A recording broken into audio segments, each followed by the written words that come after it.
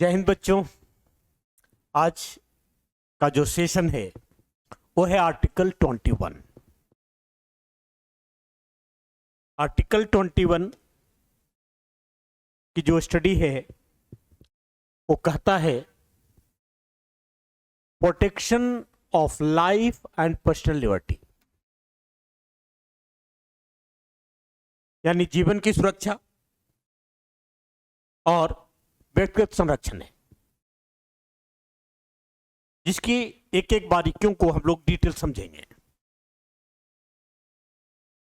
Article 21 का ये तो कीवर्ड है, protection of life and personal liberty, यानी जीवन और व्यक्तिगत स्वतंत्रता का संरक्षण है। उसकी डिस्क्रिप्शन है आर्टिकल 21 में, no person shall be deprived of his life and personal liberty except according to procedure established by law। ये जो तीन सर्किल में है, इन्हीं तीन को समझना है। यानी किसी भी व्यक्ति को अपने जीवन से और पर्सनल लिबर्टी यानी व्यक्तिगत स्वतंत्रता से वंचित नहीं किया जा सकता, एक्सेप्ट, अपवाद है कि किया जा सकता है, procedure established by law. Procedure established by law का मतलब है कि कानून के थ्रू, जो कानून बना है उसके आधार पर किया जा सकता है। यानी किसी भी व्यक्ति को कानून के द्वारा स्थापित प्रक्रिया के अनुसार ही उसके जीवन से या व्यक्तिगत स्वतंत्रता से वंचित किया जा सकता है। यानी कानून ने क्या स्थापित की है जिससे हमारी जीवन या व्यक्तिगत स्वतंत्रता खतरे पड़ सकता है, छीना जा सकता है। इसलिए यहां लिखा हुआ है except according to procedure established by law. यही तीन चीजों को समझने हैं। तो सिंपली समझिए कि किसी भी व्यक्ति को कानून के द्वारा जो स्थापित प्रक्रिया है, जिसे बोला गया है procedure established by law, procedure है यानी प्रक्रिया है इस्टैब्लिश्ड बाय लॉ, जो लॉ बनी है उसके आधार पर हम कर सकते हैं, अदरवाइज नहीं कर सकते। इसलिए संरक्षण दिया गया है। अब उसकी बारीकियों को समझेंगे। क्या है आर्टिकल 21 में? सबसे पहले समझते हैं लाइफ क्या है, फिर समझेंगे पर्सनल लिबर्टी क्या है और प्रोसीजर इस्टैब्लिश्ड बाय लॉ क्या होता है। बिल्कुल एक सेंटेंस का ये स्टेटमेंट है।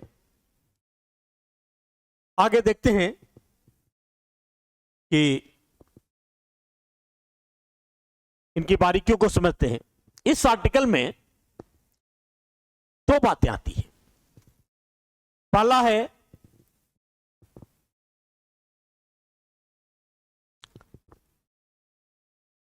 राइट टू लाइफ और दूसरा है राइट टू पर्सनल लिबर्टी, जो हमने पहले सर्कल किया था।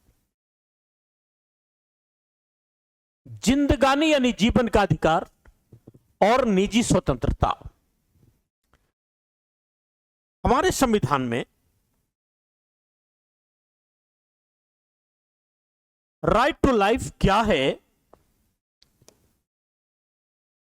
इसे समझने के लिए जुडिशियल वर्डिक्ट को समझना होगा।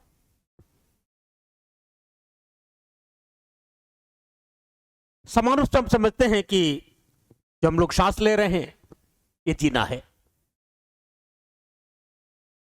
इसलिए इंसाइंड आर्टिकल 21 में जो कहता है मीन्स यानी राइट टू लाइफ का मतलब ये है, अंतर्निहित है, समथिंग मोर देन सर्वाइवल और एनिमल एग्जिस्टेंस। बिल्कुल सिंपल मीनिंग है। यही जानवर भी जीता है, इंसान भी जी रहा है। तो जैसे जानवर जी रहा है वैसे ही जीना राइट टू लाइफ नहीं है। कहता उससे ज्यादा है, मोर है, मोर देन सर्वाइवल। इसमें आता क्या है? हमें अच्छा स्वास्थ्य मिले, अच्छी डिग्निटी का जीवन हो, अच्छे इन्वायरमेंट मिले। तो सुप्रीम कोर्ट के थ्रू जो बातें निकल कर आई, चूंकि संविधान ने तो दे दिया था आर्टिकल 21 में, सुप्रीम कोर्ट के थ्रू जो बातें निकल कर आई, जिसकी ब्रीफिंग समझेंगे क्यों क्या क्या है। Right to live with human dignity, एक इंसान को इंसान होने के नाते उसे जीने का अधिकार है। डिग्निटी का मतलब मान सम्मान से जीने का, यह हमारा लाइफ है। अगर मान सम्मान से नहीं जीते तो आर्टिकल 21 का उल्लंघन है। जानवर को मान सम्मान नहीं मिलता, इंसान में एक अलग फीचर है जो जानवर से अलग होता है दोनों एनिमल ही, एक को बोलते हैं एनिमल, दूसरे को बोलते हैं सोशल एनिमल। तो right to life with dignity रहना है। इसके लिए भी एक केस आई थी, मेनका गांधी का केस था गवर्नमेंट ऑफ इंडिया के साथ, जिसकी चर्चा आगे करेंगे जब प्रोसीजर इस्टेब्लिश लॉ और एक और है ड्यू प्रोसेस ऑफ लॉ, तब ये बात समझ आएंगे। पहले सिंपली समझिए कि राइट टू लाइफ में क्या है, क्योंकि आर्टिकल 21 में दो बातें हैं, right to life and right to liberty, personal liberty. दूसरा है right against sexual harassment at work place, यानी वर्क प्लेस पर कोई काम करता है उसे सेक्सुअल हैरेसमेंट से बचाना है। इसके लिए भी केस आई थी, वो गवर्नमेंट ऑफ राजस्थान था और विशाखा था। उसके आधार पे ये केस का मतलब है कि उस केस के थ्रू कोर्ट में यह फैसला हुआ कि आर्टिकल 21 के अंतर्गत आता है। क्योंकि संविधान ने तो एक लाइन में लिख दिया, लेकिन वो आता क्या क्या है ये तो फिर कानून का विषय हो जाता है।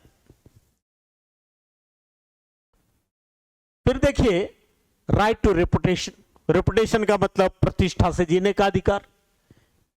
Reputation is an essential part of one's life, it is one of the finer graces of human civilisation that make life worth living, यानी मान सम्मान प्रतिष्ठा से जीना इंसान का अधिकार है, इंसान का जीवन है। राइट टू लाइवलीहुड, लाइवलीहुड मतलब आजीविका का खाना। भाई हम लोग भारत में हैं, तो अगर रोजगार नहीं मिलता है, इस हाथ को काम नहीं मिलता,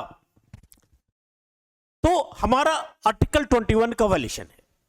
क्योंकि सुप्रीम कोर्ट ने Olga Tellis versus Mumbai municipal corporation के केस के अंतर्गत यह फैसला कर दिया कि हर आदमी को रोजगार का अधिकार है, यह उसका आर्टिकल 21 है। Right to die with dignity, यह कहता है मरने का भी अधिकार है, लेकिन डिग्निटी से मरने का अधिकार है। उसके संदर्भ में बहुत सारे केसेस आते रहे हैं, तो केसेस की बात नहीं, लेकिन थोड़ी सी बात इस पर बता दूं क्या है ये। अगर कोई आदमी बहुत बीमार है,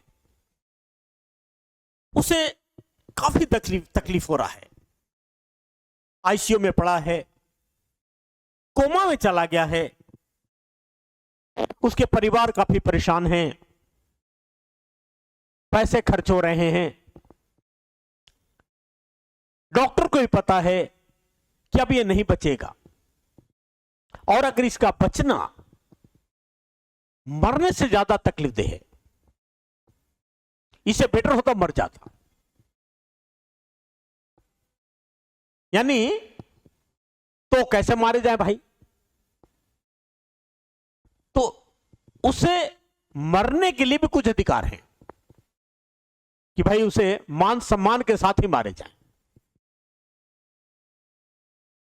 तो उसके संदर्भ में केसेज आए हैं कि आप थोड़ा सा देखें आप। The Supreme court in common cause versus Union of India recognize the right of terminally ill persons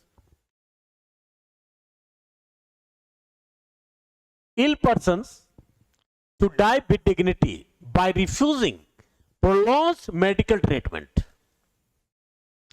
इसका मतलब हुआ कि जो मेडिकल ट्रीटमेंट है उसे हटाना पड़ेगा।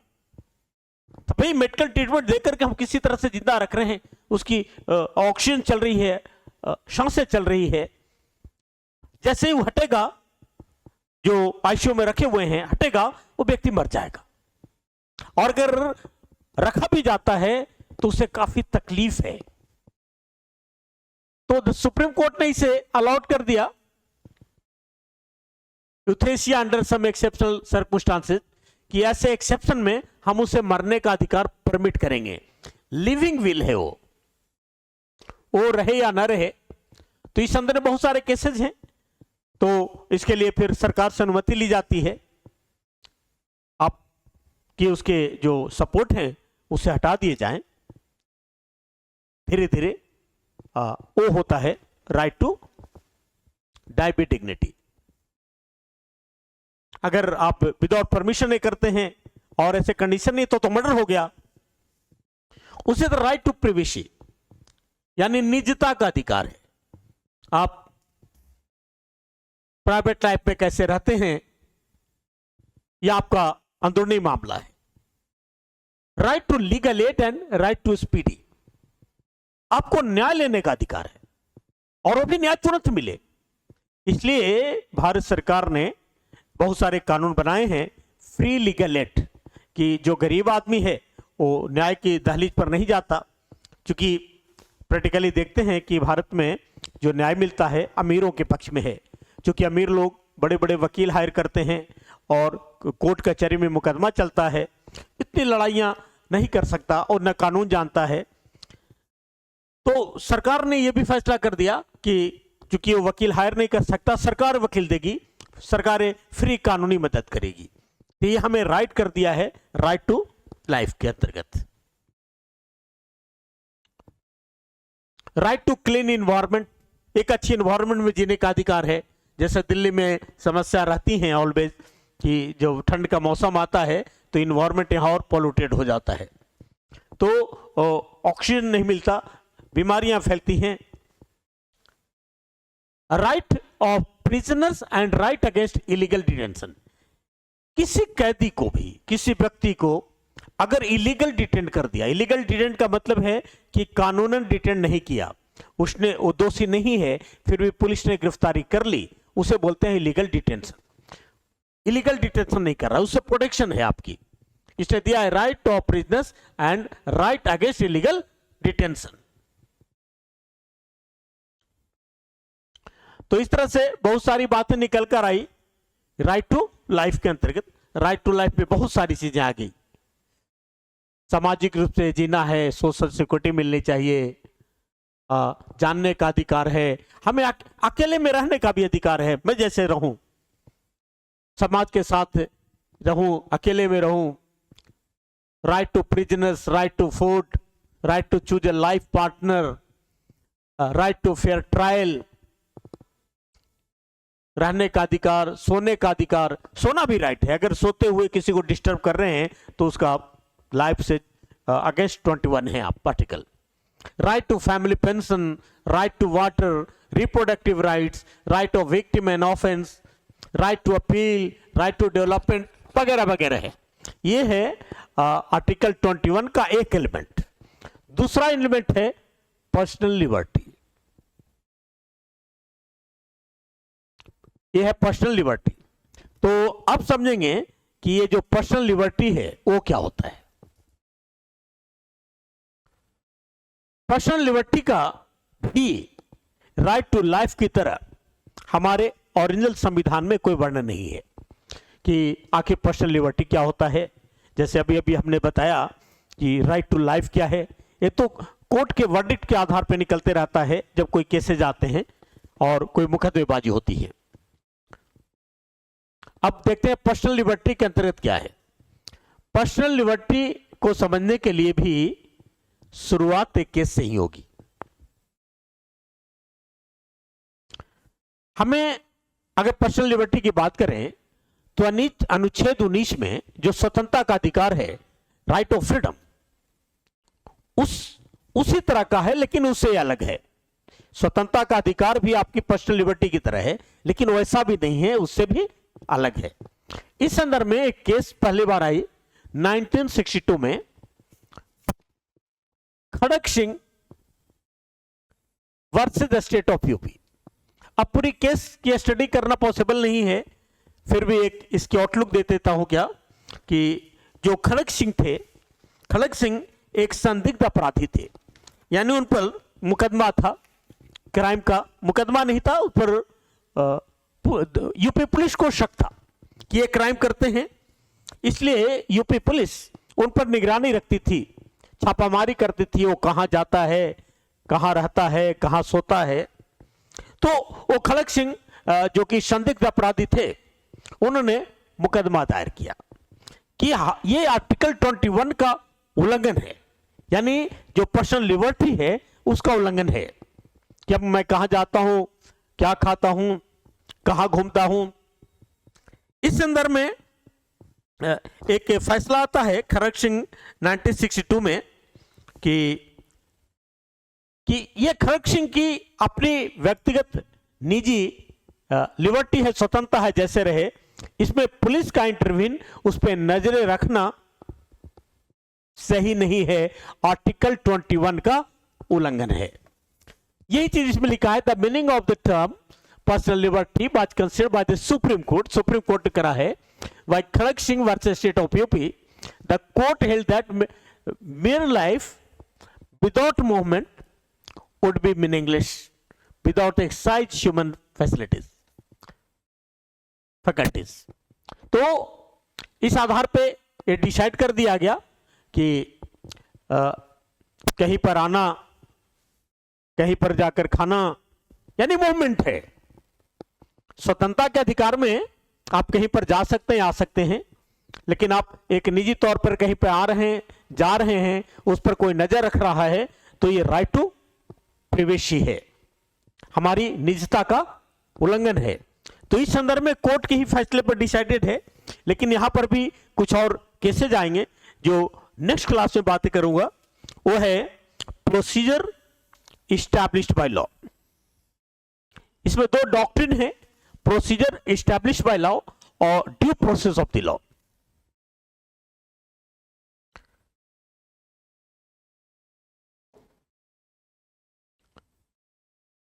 इसके लिए दो केसेस को समझना होगा,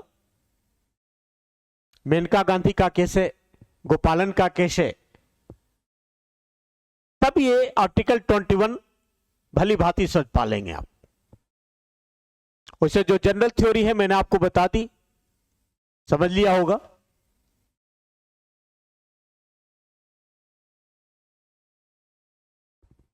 यानी आर्टिकल 21 का जो ब्रीफिंग है कि किसी भी व्यक्ति को, एक चीज और है कि यहां शब्द पर्सन का इस्तेमाल किया गया है, यानी सिटीजन भी हो सकता है और नॉन सिटीजन भी हो सकता है, किसी व्यक्ति को उसके जीवन से और निजी स्वतंत्रता से वंचित नहीं किया जा सकता। वंचित करते हैं तो सिर्फ कानून की प्रक्रिया के थ्रू। कानून की प्रक्रिया क्या है उसे समझने के लिए हम अगले क्लास में बात करेंगे, क्योंकि यहां पर कम शब्दों में समझाना पॉसिबल नहीं है।